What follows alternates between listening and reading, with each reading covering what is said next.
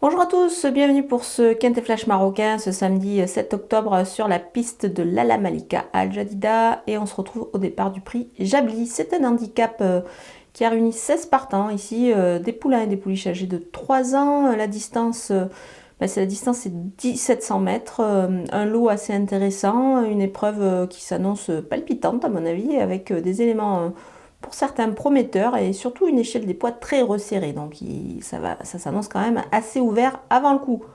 On voit tout ça avec une analyse complète.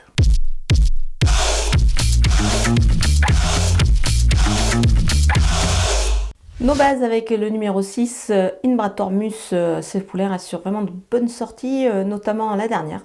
Alors cette fois, c'est un handicap, mais la distance est parfaite. Il a la distance dans les jambes, on a pu le voir. Il retrouve des éléments qu'il a déjà battus. Et surtout, je pense qu'il est sur la montante, donc attention à lui. Le numéro 8, Metra Angad, il va bénéficier d'un petit numéro de course qui est plutôt intéressant, évidemment. Toujours, même sur ce genre de parcours, avec une distance de 1700 mètres. Il revient sur justement un tracé, une distance plus longue que précédemment. Donc ça devrait, à mon avis, l'avantager comme sa ligne avec Inbratormus, qu'il retrouve le numéro 1 Borja Atlas. Elle est certes chargée, mais elle devrait se montrer à son avantage. Après tout, elle ne doit pas rendre beaucoup de poids à ses rivaux, puisque l'échelle des poids est quand même assez resserrée avec des chevaux qui se tiennent de près. Dans ce lot, elle a les moyens de se distinguer, elle a montré beaucoup de qualité et surtout, Zouher Madi étincelle.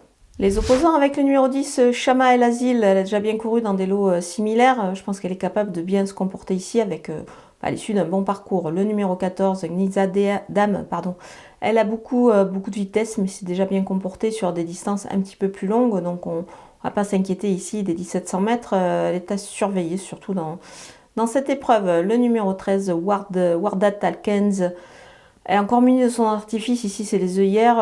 Elle devrait, à mon avis, se montrer à son avantage et briller dans cette épreuve. Elle retrouve des éléments qu'elle a déjà rencontrés. Donc voilà, les lignes sont plutôt favorables. Le numéro 15, Tamina LS, sa forme est sûre. Elle vient d'ailleurs de gagner. Je pense qu'elle peut ici répéter. Mais bon, on la verra quand même peut-être plus pour une place ici dans ce lot-là par rapport à sa récente victoire. Mon coup de poker, c'est le numéro 2, Shadia El Gaba. Elle est à surveiller de près dans ce lot. Elle a déjà démontré qu'elle pouvait faire face à de tels éléments, à de tels adversaires.